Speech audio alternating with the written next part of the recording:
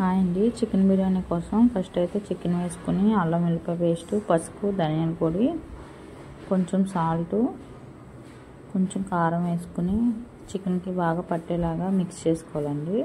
Mix చేసుకుని ఒక 1 hour పాటు ఫ్రిడ్జ్లో పెట్టుకోవాలి. 1 అవర్ తర్వాత బయటకు తీసి పక్కన పెట్టుకోవాలండి.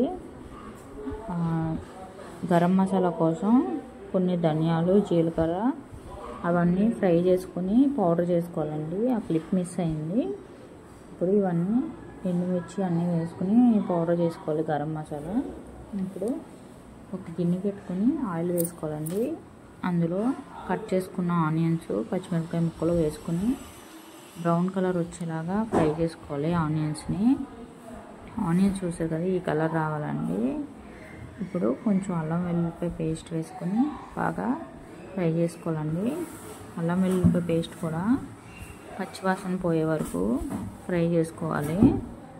ఆ తర్వాత మనం కలిపి ఉంచుకున్న చికెన్ కొంచెం వేసుకుని బాగా కలుపుకోవాలి.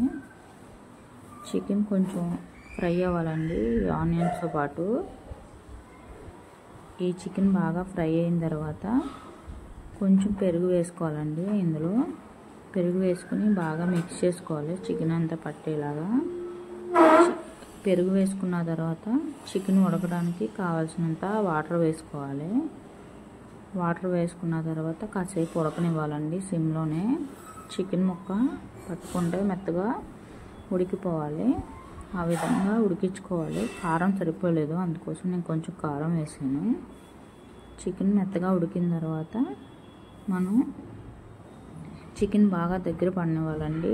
అసలు ఆయిల్ లేకుండా చికెన్ ఫ్రై దగ్గరగా అయిపోయాక మనం ఈ విధంగా ఫ్రై చేసుకోవాలి.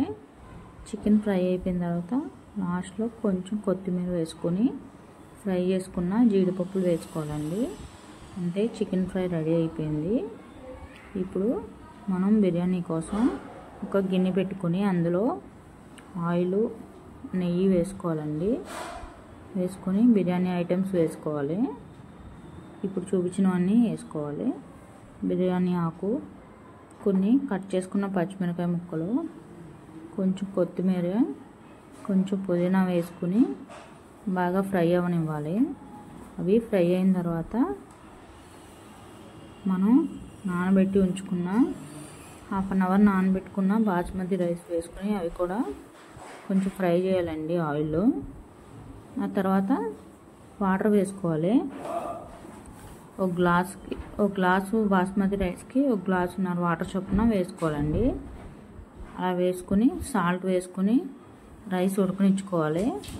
ఆ తర్వాత చికెన్ ఫ్రై ఇందులో కలిపేసుకోవాలండి. ఆ క్లిప్ కూడా మిస్ అయింది. అంతే, చికెన్ ఫ్రై పీస్ బిర్యానీ అయితే రెడీ అయిపోయింది. మీకు కనుక నా వీడియో నచ్చినట్టయితే లైక్ చేసి సబ్స్క్రైబ్ చేసుకోండి.